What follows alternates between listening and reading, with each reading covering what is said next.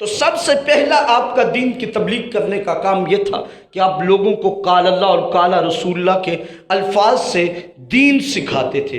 دوسرا انداز کیا تھا؟ آپ کی تحاریر، جو آپ نے تحریریں لکھی ہیں، کتابیں لکھی ہیں۔ ہمیں بس یہی پتہ ہے کہ 11ویں کا ختم شریف دلوانا ہے، ہم نے کبھی شیخ عبد القادر جیلانی کی لکھی ہوئی کتابیں نہیں پڑھی، ہمیں کتابوں کے نام بھی نہیں آتے ہوں گے بھائی۔ افسوس کی بات یہ ہے کہ ہم نے کبھی ان کو علمی مقام بھی نہیں مانا۔ بھائی ان کا علمی مقام یہ ہے، جامعہ نظامیہ جو بغداد کا سب سے بڑا ادارہ تھا، آپ وہاں پہ خود درس و تدریس دیا کرتے تھے، بچوں کو بیٹھ کے پڑھایا کرتے تھے، اور صبح فجر سے لے کے ظہر تک آپ قرآن مقدس کا ترجمہ تفسیر یہ پڑھاتے تھے، ظہر سے عصر تک آپ احادیث پڑھاتے تھے، باقی فنون مصر سے مغرب، مغرب سے عشاء، ایک زندگی کا طویل عرصہ یوں گزارا۔ پھر اس کے بعد کیا کیا؟ پھر ساری رات کھڑے ہو جاتے، رب کی بارگاہ میں قیام بھی کرتے تھے، آرام بھی کرتے تھے۔ والذین یبیتون لربہم سجدا وقیاما، بلکہ راتیں یوں گزرتی تھی، کبھی رات سجدوں میں گزر جاتی اور کبھی قیام میں گزرا کرتی تھی۔ بھائی اگر زندگی اس انداز میں گزرے تو پھر زندگیوں کے اندر نکھار پیدا ہوتا ہے، پھر زبان کے اندر تاثیر پیدا ہوتی ہے، پھر لوگوں کے دلوں میں ایک وجاہت اور لوگوں کے دلوں کے موم کرنے والی کیفیتیں بندوں کے اندر پیدا ہوا کرتی ہیں۔ آپ کی ساری زندگی قرآن و حدیث کو پڑھنے پڑھانے میں گزری۔ دوسرا طریقہ کیا تھا؟ آپ کا تدریس کا طریقہ تھا، اور تیسرا طریقہ جو آپ کا تحریر کا طریقہ تھا۔ گویا 3 طرق سے آپ نے دین کی تبلیغ کی، ایک تحریر سے، دوسرا تقریر سے، اور تیسرا تدریس سے، لوگوں کو درس دینے کے بعد۔ بھئی جب یہ مقام کرتے رہے، ان مراتب پہ چلتے رہے، تو پھر آخر میں کیا فرمایا؟ درست العلم حتی صرت الکتب، کہا ساری زندگی میں علم پڑھتا رہا یہاں تک میرے رب نے مجھے کتب بنا دیا۔ بھائی علم ایسی دولت ہے جو بندے کو نور دیتی ہے۔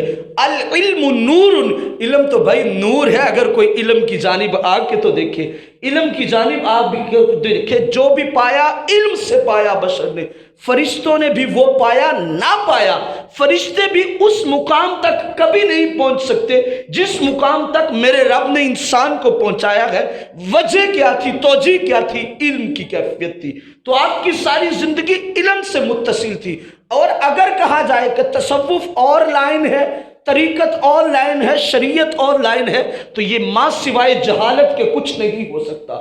بھئی طریقت آتی ہی اس وقت ہے جب شریعت آئے، جب شریعت نہ آئے طریقت بندے کو دستیاب نہیں ہو سکتی۔ اور شریعت علم کی کیفیتوں سے، اور اللہ جسے اپنا قرب دیتا ہے نا، اللہ جسے اپنا قرب دے دیتا ہے، اس نے چاہے مدرسے میں بیٹھ کے پڑھا ہو یا نہ پڑھا ہو، کسی کے سامنے بیٹھ کے تختیوں پہ پڑھا ہو یا نہ پڑھا ہو، اگر کسی کو اللہ ولایت کا درجہ دیتا ہے تو پھر اپنی خاص رحمت سے اسے علم بھی عطا فرما دیا کرتا ہے، جسے علم لدنیہ کہا جاتا ہے۔ اور یہ انہی کا ہی خاصہ ہوتا ہے جن کے مقدر میں میرا مالک عطا کر دیتا ہے۔ اب تو بھائی دکانداریاں زیادہ ہیں، اور یہ خانقاہیں جو اللہ رسول کا پیغام دینے والی، اور جہاں سے علم اور محبت اور تصوف کی کرنیں ملتی ہیں، وہ بہت کم رہ گئی ہیں۔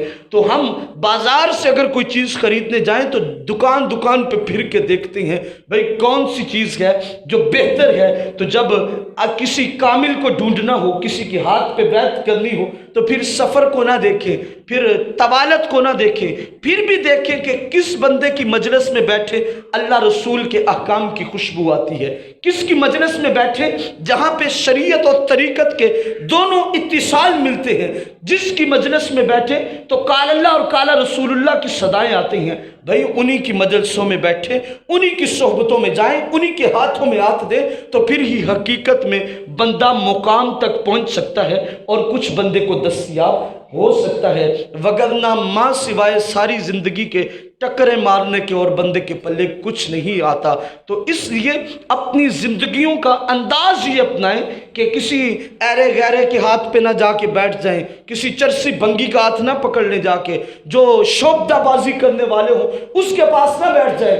بھائی دیکھیں کوئی باشرہ ہے اس کے پاس بیٹھے، جس کی مجلس میں بیٹھے علماء آئیں، कुरान और सुन्नत की गुफ्तगू होती हो, जिसकी मजलिस में बैठे तो हुजूर की शरीयत की बात होती हो, जिसकी ज़िंदगी हुजूर की सुन्नतों के मुताबिक गुजर रही हो, भाई उसके साथ जुड़े। जो बंदा खुद शरीयत का पाबंद नहीं, वो किसी का रहबर कैसे हो सकता है, वो किसी का हादी कैसे हो सकता है, वो किसी का मुर्शिद कैसे हो सकता है। हादी, रहबर, मुर्शिद बंदे को दस्तयाब उसी वक्त होता है जब बंदा अंदर से गिलाजत निकाल दे और फिर उनकी राहों पे आए। शेख अब्दुल कादिर जिलानी का एक बड़ा कमाल का जुमला है, अगर आप सुन लेंगे तो आपकी जिंदगियां संवर जाएंगी। आप फरमाते हैं कि मैं उस वक्त तक जन्नत में नहीं जाऊंगा खुद, जब तक मेरा एक भी मुरीद जो मुझसे इरादत रखने वाला हो, मैं उसे जन्नत में ना पहुंचा दूं। ये बात हमने सारों ने सुनी हुई मेरे भाई, लेकिन इससे अगली बात हम कोई भी नहीं सुनते। लेकिन आपने ये भी साथ फरमाया था कि जो बंदा मुझसे इरादत कर ले, जो मेरे हाथ में हाथ दे दे, 40 साल तक ना कभी झूठ बोले, ना कभी हराम खाए, मेरा हाथ दामे रखे और शरीयत का पाबंद रहे, फिर उस बंदे का जिम्मा मुझ पे होगा। हम यहाँ तक उनका कलाम बयान करते हैं, इससे आगे का कलाम नहीं बयान करते भाई। हम जहाँ मुश्किल होती है उसको हम छोड़ देते हैं, हम तो शॉर्टकट रास्ते ढूंढते हैं। तो भाई शरीयत के अंदर ये ऐसी कैफियतें नहीं है। शरीयत के अहकाम यकसा हैं, कोई अमीर हो, गरीब हो, काला हो, गोरा हो, कोई किसी दर्जे का भी हो, शरीयत तमाम जगहों पर तमाम को बराबरी का तसव्वुर देती है और बराबरी की कैफियतों में लेके जाती है। इसलिए अपनी जिंदगियां किसी ऐसे बंदे के हाथ में ना दे दें जो आपकी आखिरत भी बर्बाद करे, जो आपकी दुनिया भी बर्बाद कर दे और आपको किसी का न छोड़े। वल्लज़ीना यबीतूना लिरब्बिहिम सुज्जदम व क़ियामा। दूसरी सिफ्त, तीसरी सिफ्त उन बंदों की ये है कि उनके दिन रात अल्लाह की बारगाह में इबादत में गुजरते हैं। वल्लज़ीना यक़ूलूना रब्बना अस्रिफ़ अन्ना अज़ाब जहन्नम। और वो जो अर्ज़ करते हैं, ए हमारे रब हमसे फेर दे जहन्नुम का अजाब, यानी हम वक्त अल्लाह की बारगाह में गिरिया उज़ारी करते हैं। ये अहले तसव्वुफ की जिंदगी का वतीरा है कि वो अल्लाह की बारगाह में गिरिया उज़ारी करके रो रो के ये करते हैं, मौला अजाब जहन्नुम से हमें पनाह अता फरमा। अल्लाह का वली हो तो उनकी सिफ्त ये है, वो खुद अल्लाह की बारगाह में जहन्नुम से पनाह मांग रहा है और अपने मुरीदों को भी यही दर्स दे रहा हो। तो फिर देखें ये अल्लाह का बंदा है। और जो कहे भाई नमाजें हमारी तो मदीने में होती हैं और नमाज इधर न पढ़े, तो फिर वो अल्लाह का वली नहीं हो सकता, फिर वो शोबदाबाज जरूर हो सकता है। भाई जो शरीयत का पाबंद नहीं, अल्लाह की बारगाह में झुकने वाला नहीं है, जो सुन्नत रसूल का पाबंद नहीं है, वो कभी भी रब रहमान का बंदा नहीं। इन्ना अज़ाबहा कान गरामा, बेशक उसका अजाब तो गले का फंदा है। भाई जो अल्लाह की जानिब से आता है, तो अल्लाह के महबूब तरीन बंदों की सिफ्त ये है।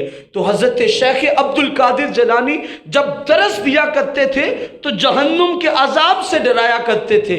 उस अजाब के डराने के असरात ये होते थे, लोग उसी मजलिस में बैठकर, वहीं पे बैठकर अल्लाह की बारगाह में इतना रोया करते थे, इतनी गिरिया उज़ारी किया करते थे अल्लाह की बारगाह में कि उनकी रूहें निकल जाया करती थी। भाई अल्लाह के बंदों की सोहबत का असर ये होता है कि उनकी मजलिस में बैठे तो इन आंखों से आंसू जारी हो, दिल के अंदर गिलाजत महसूस हो, अपनी गंदगी जिंदगी की महसूस हो, तो फिर वो अपने आप को अल्लाह के हुजूर मुआफ़ी तलब करने में वक्त सरफ कर दे। अल्लाह के नेक और सालिहीन बंदों के औसाफ में से ये सिफ्त ये है कि वो खुद भी अल्लाह की बारगाह में गिरिया उज़ारी करते हैं और अपने मुतवस्सिलीन को भी ये कहते हैं, तुम भी खालिक लम यज़ल की बारगाह में गिरिया उज़ारी करो, पंजगाना नमाज अदा करो, हराम को हराम जानो और हलाल को हलाल जानो।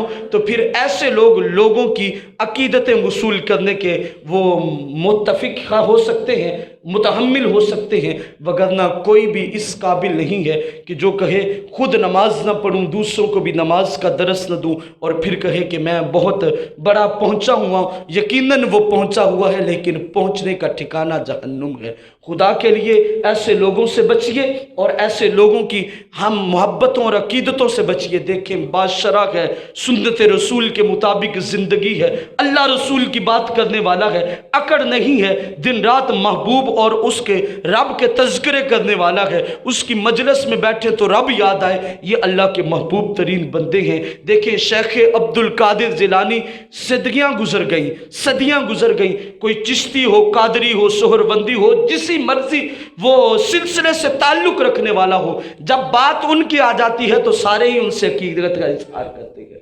मोहब्बत का इजहार करते हैं। गोया रब रहमान के बंदों की एक सिफ्त ये भी है, वो मूतू कबला अन तमूतू के साथ जिंदगी गुजारते हैं, मरने से पहले अपनी अना को मान लेते हैं। जब बंदा मरने से पहले अपनी अना को मान लेता है तो सारे लोग जैसे मर जाएं तो दुश्मन भी कहते हैं चलो आखिरी वक्त है, इसके साथी बन जाएं, तो ऐसे ही वो बंदे के लोग करीब हो जाया करते हैं। जब अंदर ये मरेगा नहीं ना, मैं नहीं मरेगी, आका नहीं मरेगी जब तक, उस वक्त तक पल्ले भाई कुछ नहीं पड़ने वाला।